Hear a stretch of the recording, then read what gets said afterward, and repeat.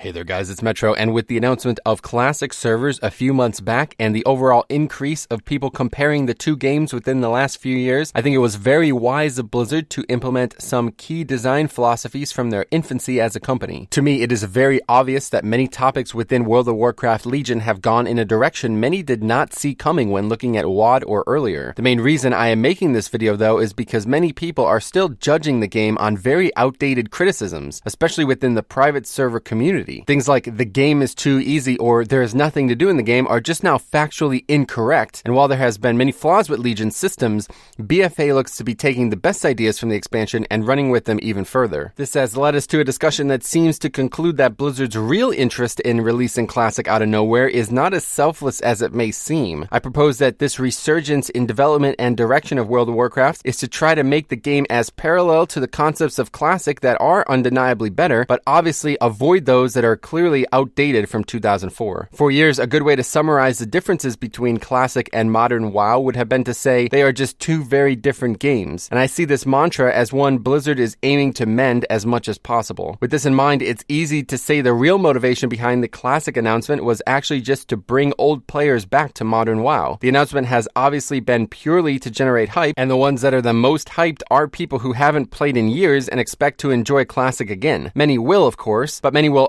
also return to find clunky and unfun systems strangled by the no changes crowd. This actually plays out quite ironically because those demanding Classic as they remember it are actually helping Blizzard here. Blizzard will be able to deliver a product that will of course struggle to stand up to modern titles yet still attract millions of new players. And when those people lose interest, Blizzard will capitalize by making BFA be the perfect rebound game. With all this in mind, I will present a list of features or design elements that resemble early design of Classic and a bit of the Burning Crusade, more than anything from Kata through WoD especially, which most people are most heavily critical of.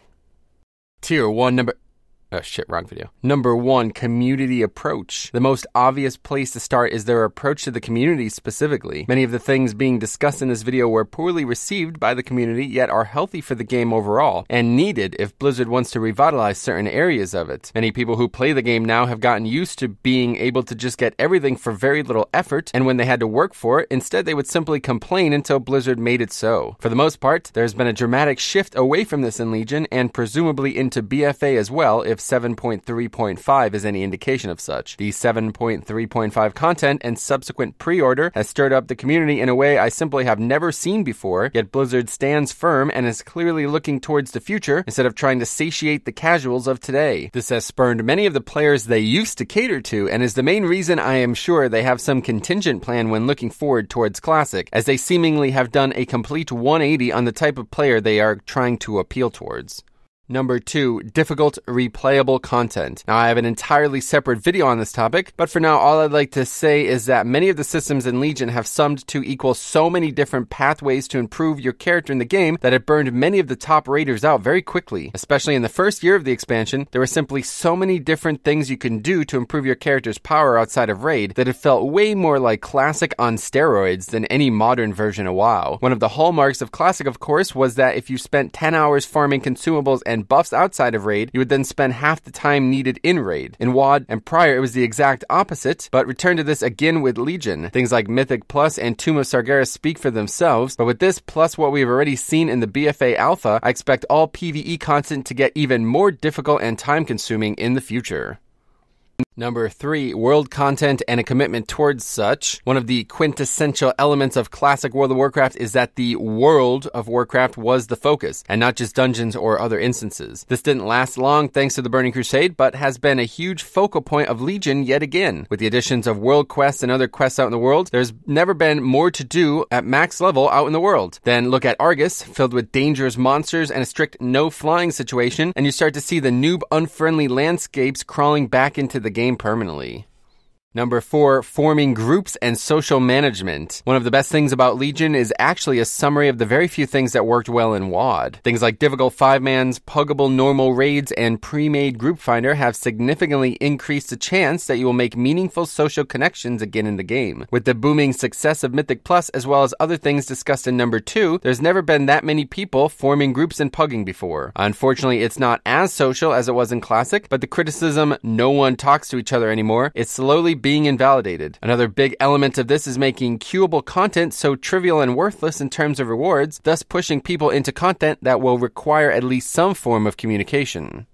Number 5, class-related story and class fantasy. One of the most noticeable departures with the release of Legion was the artifact system and the class order hall system. There was a serious commitment to class fantasy, and while it ultimately went in an unhealthy direction, more along the lines of spec fantasy, we did get some absolutely amazing storylines that made you feel like a Death Knight again, and not just a player within World of Warcraft.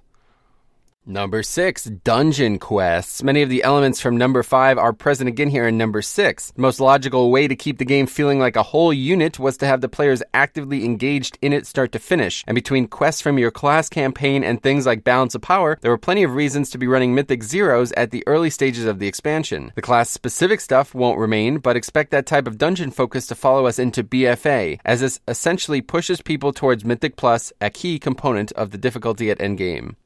Number 7, beginning of Legion consumables. Here's one of the most extreme examples, but one of the few where they eventually caved on their original design goals. If you played during a time when Emerald Nightmare was the only raid out, you might have sworn you were playing Classic instead. At the time, potions and flasks required materials that would have taken hours to get on your own, and were limited behind herb tiers and other quests for alchemy. Notable friend of the channel, Syiler, will tell you of a story when he would have to farm 6 hours of foxflower just to get a stack that would sell for about 16k gold, which would be enough to buy some potions for a single boss's worth of progression. Indeed, many potions and flasks were going for around 1,000 to 2,000 per, and left entire raid teams without anything to buff them past their typical character strength. This was eventually nerfed when the prolonged power potion came out, and many times again after that, but it is easily the most clear example of them trying to take design elements from the very early game and make them work again in the modern day.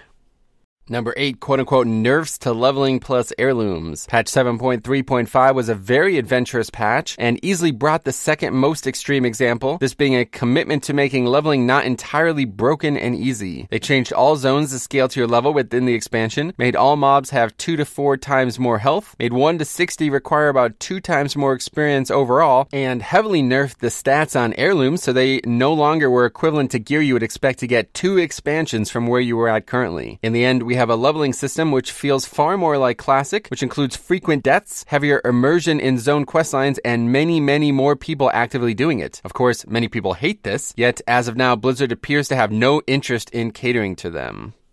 Number 9, significantly quicker patch cycles. This one isn't really meant to resemble Classic, but it ends up doing so either way. In Classic, you would see a patch essentially every month and a half, but this was because the game was being heavily iterated upon. Regardless, Blizzard has clearly figured out that a regular stream of content is how you capitalize the modern hype lords of today, and is being mentioned as the relaunched Classic will need to contend with this if it's going to be a playable game for longer than its initial launch cycle. Number 10, recommitment to class buffs and going away from the bring the player, not the class mantra in BFA. Around MOP, the bring the player, not the class mantra was heavily manipulated by the fanbase to comment on homogenization of classes and different utilities. In reality, MOP and WoD were when the specs had the most significant niche they'll ever have, especially in challenge modes, but Legion pruned many of those niches away. Some of them returned, notably Shroud of Concealment, but BFA looks to be going back fully to the days where you would find more value in having specific classes than anything else. All we know for sure is that each class will bring a unique buff with no overlaps, and that they have stated that they wish to add a unique utility for each as well, such as Death Knights getting a redirectable spell steal. Number 11, PvP honor talents and PvP honor system. PvP wasn't the strong suit of Legion, but no matter what you think of it, it is clearly inspired by the classic honor system. Now you can get honor from any PvP combat in the game, including world PvP and unrated PvP like Battlegrounds. The system is actually quite fun and contains nice power-ups alongside cosmetic rewards, but most notable, gives some incentive to participate in PvP always, instead of just for certain caps each week. Number 12, big character customization with legendaries and now Heart of Azeroth. Customization of the character is one of the biggest myths of Classic, but when I think about Legion, I realize I have simply never managed gear, talents, or playstyle variants more than this. The system makes you think about what Classic could have been. In Classic, there were talents that seemed fun but were mathematically inferior thanks to poor tuning, and were locked behind other unfun talents. Not to mention having to eventually pay 50 gold to respec. There were also more items with niches that would make gearing and acquiring those items more interesting, but again, were drowned out by terribly designed options on other pieces of gear. Either way, the frequency at which you juggle gear in Legion in order to maximize it is clearly one of the most noticeable examples on the list, and anyone who remotely enjoyed it in Classic should absolutely love it in the game today. Legendaries are a big part of this, but there seemed to be a similar push towards this in BFA using the Heart of Azeroth. Only time will tell, though.